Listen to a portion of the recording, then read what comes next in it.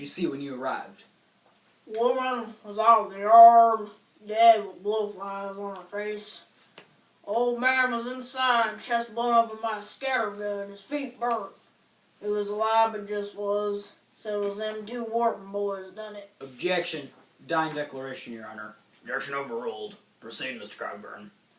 Well, them 2 Wharton boys, R.B. Otis and C.C., throwed down on him and asked him where his money was. When he wouldn't tell them, he took pine knots and held him to his feet. Told them the money was in the fruit jar under a gray rock at the corner of the smokehouse. And then? Well, he died on us. Passed away in considerable pain. What did you do then? Well, me and Marshal Potter went out to the smokehouse, and that rock had been removed in the jar with money, and it was gone. Objection. Speculative. Sustained. You found that gray rock in the corner of the smokehouse with a hollowed out space beneath it. If the prosecutor is going to give evidence, I suggest he be sworn. Mr. Cogburn, what did you find, if anything, in the corner of that smokehouse? Found a fire gray rock with a hollowed out space underneath it and nothing there. No jar, nothing. What did you do?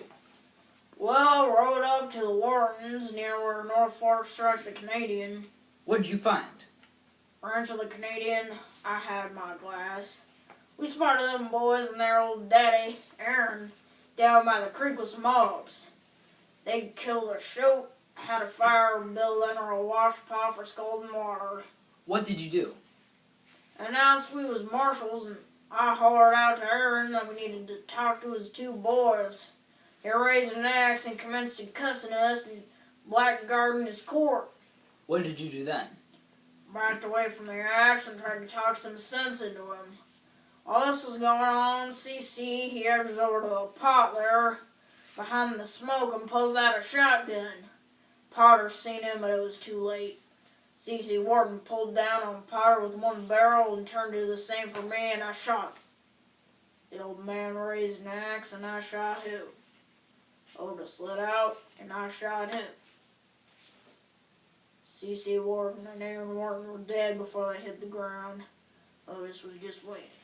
Did you find the jar with $120 in it? Bleeding. Sustained. What happened then? Found the jar with $120 in it. What became of Otis Wharton? There he sits. You may ask, Mr. Grady. Thank you, Mr. Barlow.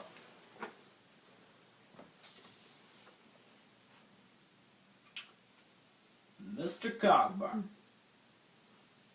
in your 4 years as U.S. Marshal, how many men have you shot?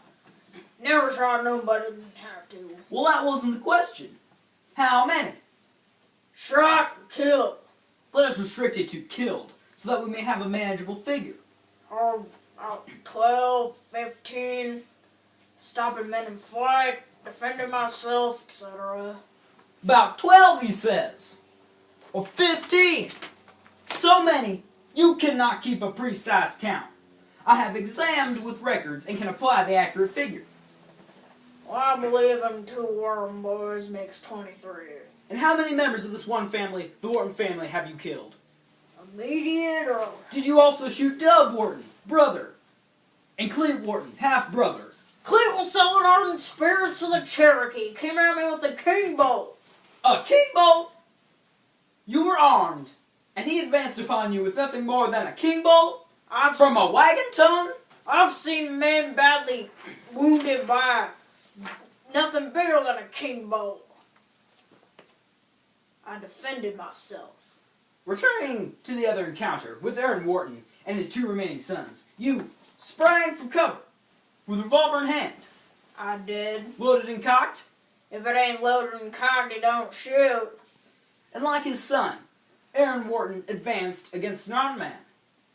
He was armed, had an axe raised. I believe you testified you backed away from Aaron Wharton. That's right. Which direction were you going? I always go backwards when I'm backing up. Ha! Very amusing. Now, he advanced upon you, much in the manner of Clete Wharton, menacing you with that king bolt or rolled up newspaper, whatever it was. Yes, sir. He commenced to cussing, laying about with threats. And you were backing away, How many steps before the shooting started? Oh, 7, 8 steps. So, Aaron Wharton, keeping pace, advanced away from his campfire 7 to 8 steps. What would that be, 15, 20 feet? I suppose. Will you explain to this jury, Mr. Cogburn, why Mr. Wharton was found immediately by his washpot, one arm in the fire, his sleeve and hand smoldering? Did you move the body after you shot him? Why would I do that? Did you not drag the body over to the fire, fling his arm in? No, sir. 2 witnesses who arrived on the scene will testify to the location of the body. Do you not remember moving the body? So it was a cold-blooded bushwhack while poor Mr. Wharton was tending his campfire. Objection! Well, if that's where the body was found, I might have moved him. I do not remember. Why would you move the body, Mr. Cogburn? Them hogs running around down there, they might have moved him. I do not remember.